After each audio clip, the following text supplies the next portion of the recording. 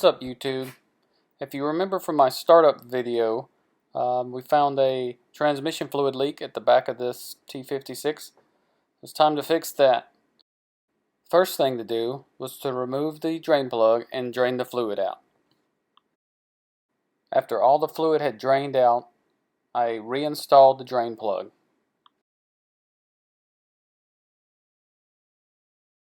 The next thing I did is I jacked the rear of the transmission up to give me access to all the bolts all the way around it.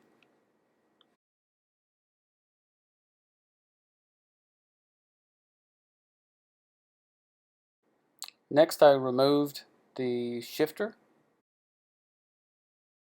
I then put the bolts back in the shifter so I don't lose them. This being a T56 Magnum, you can turn the shifter around either way. You can even put a shifter in the front mount position up underneath this square plate. There is provisions for that shifter. If you know of a good one, let me know. This will be where I am running the shifter on my truck. You run it all the way in the rear position, it gets into the bench seat, or it's pretty far back there.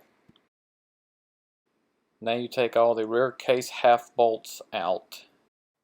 There are 8 total bolts here. You can remove them with a 15mm socket.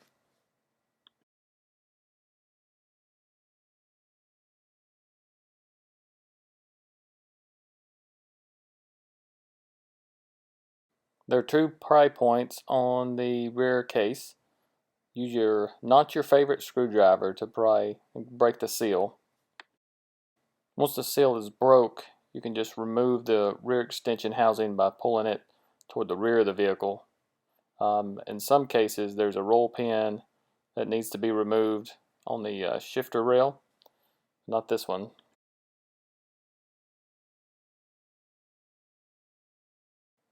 Once I got this thing apart, it is a good chance to inspect everything. There are 2 magnets located in the bottom of the case.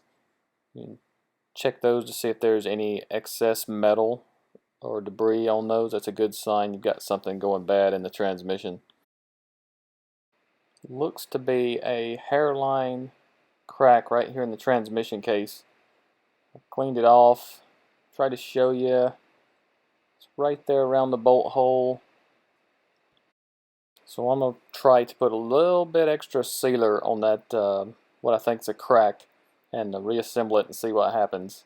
I cleaned the old sealer off with some brake clean and a rag. You don't really want to use any sharp tools on this, as you may scratch or groove the aluminum and create another leak. Clean both the transmission and the rear case the same way. I didn't worry about getting every last speck of sealer off, but I did get enough off for a proper seal. Here I used a GM engine sealant and a caulk gun. Some pretty good stuff. It's important not to use too much sealer when sealing the case half back. I tried to show you here, and even this is really too much sealer. I just run a single bead all the way around and on the inside of the bolt holes. And I only put it on one half of the transmission. I'm just doing the case here. I could have also done it on the transmission. This was just a little easier to get to at the time. Here you can see I added a little extra sealer around where I thought the crack was. Probably a little too much, but hey, it's alright. Carefully line the shift rail back up. And once everything lines up, it should slide on pretty easy after that. Just don't force it. I start all the bolts by hand and then run them up with a power tool just till they're touching. I like to torque the bolts properly. Unfortunately, after the first bolt torqued, the torque wrench decided to give up, so I had to finish torquing them by hand.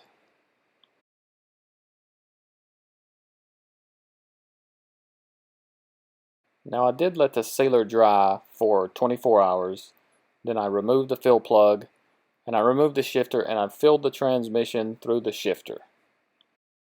It's much easier to fill through the shifter hole. You can pour it right in.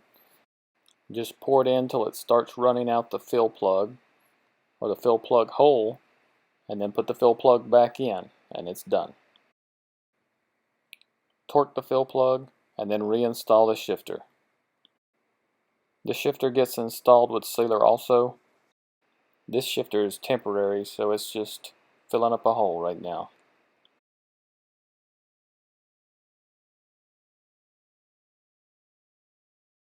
After a couple more days, I come out to reinspect. No leak. Man, I dodged a bullet that time.